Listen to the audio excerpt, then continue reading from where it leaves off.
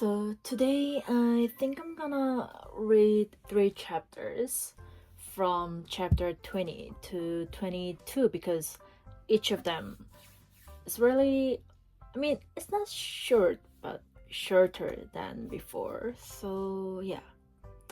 Anyway, let's dive in. Freed from prison, Pinocchio sets out to return to the fairy. But on the way he meets a serpent and later is caught in a trap. Fancy the happiness of Pinocchio on finding himself free. Without saying yes or no, he fled from the city and set out on the road that was to take him back to the house of the lovely fairy. It had rained for many days, and the road was so muddy that at times Pinocchio sank down almost to his knees. But he kept on bravely. Tormented by the wish to see his father and his fairy sister with azure hair, he raced like a greyhound. As he ran, he was splashed with mud even up to his cap. How unhappy I have been, he said to himself, and yet I deserve everything, for I am certainly very stubborn and stupid. I will always have my own way. I won't listen to those who love me and who have more brains than I. But from now on, I'll be different and I'll try to become a most obedient boy.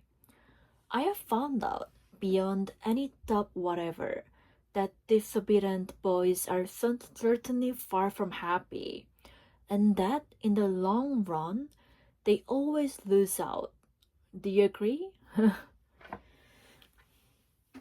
I wonder if father is waiting for me. Will I find him at the fairy's house? It is so long, poor man, since I have seen him. And I do so want his love and his kisses. And will the fairy ever forgive me for all I have done? She who has been so good to me, and to whom I owe my life. Can there be a worse or more heartless boy than I am everywhere? As he spoke, he stopped suddenly, frozen with terror. What was the matter? An immense serpent lay stretched across the road, a serpent with a bright green skin, fiery eyes which glowed and burned, and a pointed tail that smoked like a chimney. How frightened was poor Pinocchio! He ran back wildly for half a mile, and at last settled himself atop a heap of stones to wait for the serpent to go on his way and leave the road clear for him. He waited an hour, 2 hours, 3 hours, but the serpent was always there, and even from afar one could see the flash of his red eyes and the column of smoke which rose from his long, pointed tail. Pinocchio tried to feel very brave, walked straight up to him, and said in a sweet, smoothing voice, I beg your pardon, Mr. Serpent. Would you be so kind as to step aside to let me pass? He might as well have talked to a wall. The serpent never moved. Once more, in the same sweet voice, he spoke. You must know, Mr. Serpent, that I am going to home, where my father is waiting for me. It is so long since I have seen him. Would you mind very much if I passed? He waited for some sign of an answer to his questions, but the answer did not come. On the contrary, the green serpent, who had seemed, until then, wide awake and full of life, became suddenly very quiet and still. His eyes closed and his tail stopped smoking. Is it that, I wonder? Said Pinocchio, rubbing his hands together happily. Without a moment's hesitation, he started to step over him, but he had just raised one leg when the serpent shot up like a spring and the marionette fell head over heels backward. He fell so awkwardly that his head stuck in the mud, and there he stood with his legs straight up in the air. At the sight of the marionette kicking and squirming like a young whirlwind, the serpent laughed so heartily and so long that at last he burst an artery and died on the spot. Pinocchio freed himself from his awkward position and once more began to run in order to reach the fairy's house before dark. As he went, the pangs of hunger grew so strong that, unable to withstand them, he jumped into a field to pick a few grapes that tempted him. Woe to him! No sooner had he reached the grapevine than, crack went his legs. The poor marionette was caught in a trap set there by a farmer, for some wholesales would came every night to steal his chickens. Chapter 21. Pinocchio is caught by a farmer who uses him as a watchdog for his chicken coop. Pinocchio, as you may well imagine, began to scream and weep and beg, but all was of no use, for no houses were to be seen and not a soul passed by on the road. Night came on, a little because of the sharp pain in his legs, a little because of fright at finding himself alone in the darkness of the field. The marionette was about to faint when he saw a tiny glowworm flickering by. He called to her and said, "Dear little glowworm, will you set me free?" "Poor little fellow," replied the glowworm, stopping to look at him with pity. "How came you to be caught in this trap? I stepped into this lonely field to take a few grapes, and are the grapes yours? No. Who has taught you to take things that do not belong to you?" "I was hungry." "Hunger, my boy, is no reason for taking something which belongs to another." It's true, cried Pinocchio in tears. "I won't do it again." Just then, the conversation was interrupted by approaching footsteps. It was the owner of the field, who was coming on tiptoes to see if, by chance, he had caught the whalers which had been eating his chickens. Great was his surprise when, on holding up his lantern, he saw that, instead of a whale, he had caught a boy. "Oh, you little thief," said the farmer in an angry voice. "So you are the one who steals my chickens." No, cried Pinocchio, sobbing bitterly. "I came here only to take a very few grapes. He who steals grapes may very easily steal chickens also. Take my word for it, I'll give you a lesson that you will remember for a long while." He opened the trap, grabbing the marionette by the collar, and carried him to the house as if he were a puppy. When he reached the yard in front of the house, he flung him to the ground, put a foot on his neck, and said to... I think said to him,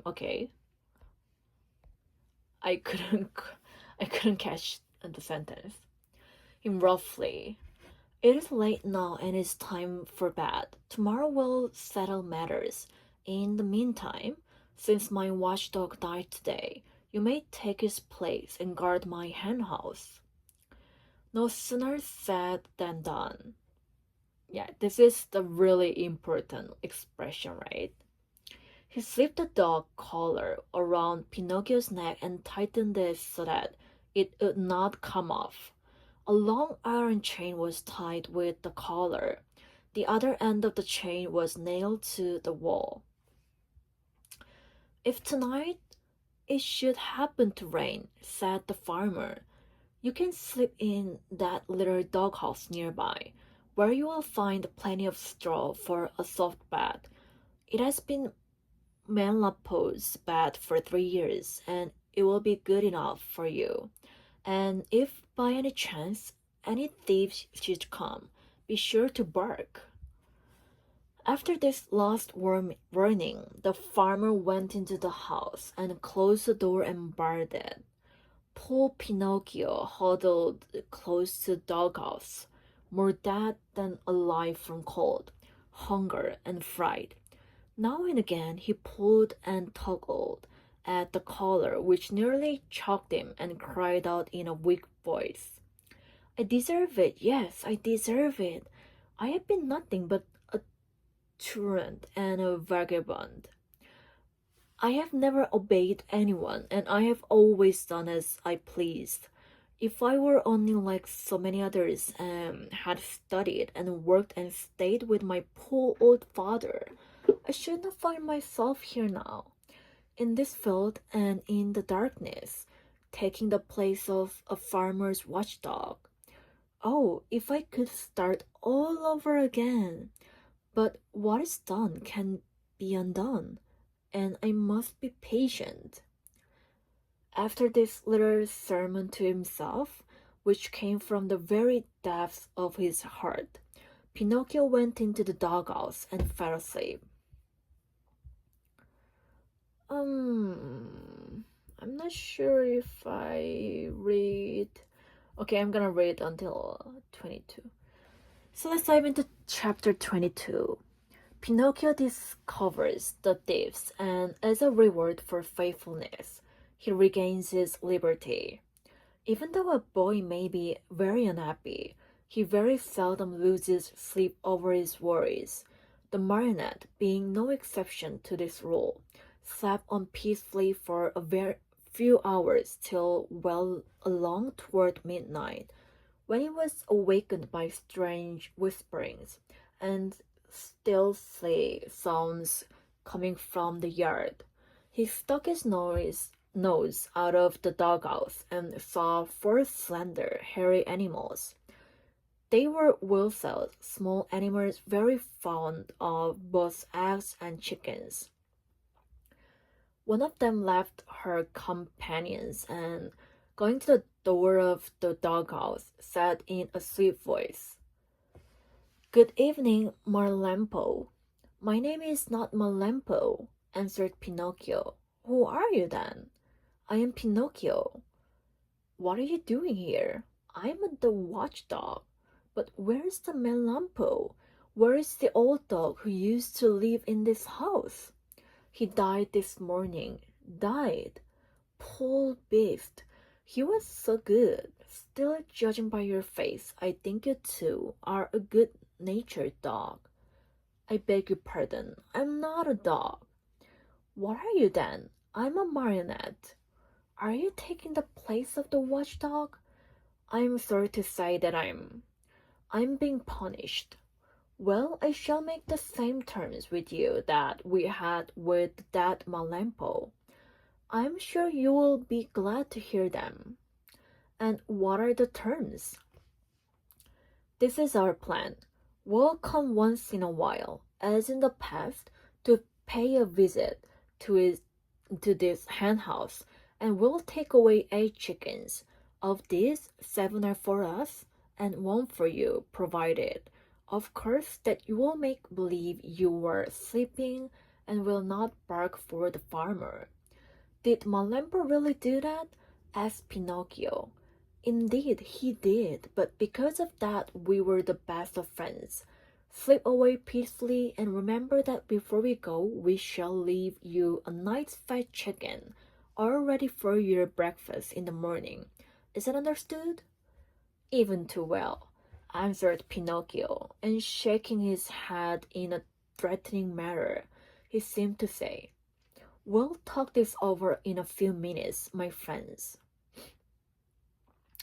As soon as the four Wilsons had talked things over, they were straight to the chicken coop, which stood close to the doghouse. Digging busily with teeth and claws, they opened the little door and slipped in, but they were no sooner in than they heard the door close with a sharp bang. The one who had done the trick was Pinocchio, who, not satisfied with that, dragged a heavy stone in front of it. That done, he started to bark, and he barked as if he were a real watchdog. Bow, wow, wow, bow, wow. The farmer heard the loud barks and jumped out of bed. Taking his gun, he leaped to the window and shouted, "What's the matter?" "The thieves are here," answered Pinocchio. "Where are they?" "In the chicken coop. I'll come down in a second." And in fact, he was down in the yard in a twinkling and running toward the chicken coop. He opened the door, pulled out the whistles one by one, and after tying them in a bag, said to them in a happy voice, "You are in my hands at last. I could punish you now, but I'll wait. In the morning, you may come with me to the inn, and there you'll make a fine dinner for some hungry mortal. It is really too great an honor for you, one you do not deserve, but as you see, I'm really a very kind and generous man, and I am going to do this for you." Then he went up to Pinocchio and began to pet and caress him. "How did you ever find them out so quickly? And to think that Marlempo, my faithful Marlempo, never saw them in all these years." The marionette could have told, and then and there, all he knew about the shameful contract between the dog and the Wilsons. But thinking of the dead dog, he said to himself, "Marlempo is dead. What is the use of accusing him? The dead are gone, and they cannot defend themselves. The best thing to do is to leave them in peace." "Were you awake or asleep when they came?" continued the farmer. "I was asleep," answered Pinocchio, "but they awakened me with their whisperings. One of them even came to the door of the doghouse and said to me, 'If you promise not to bark, we'll make you a present of one of the chickens for your breakfast.' Did you hear that? They had the audacity to make such a proposition as that to me.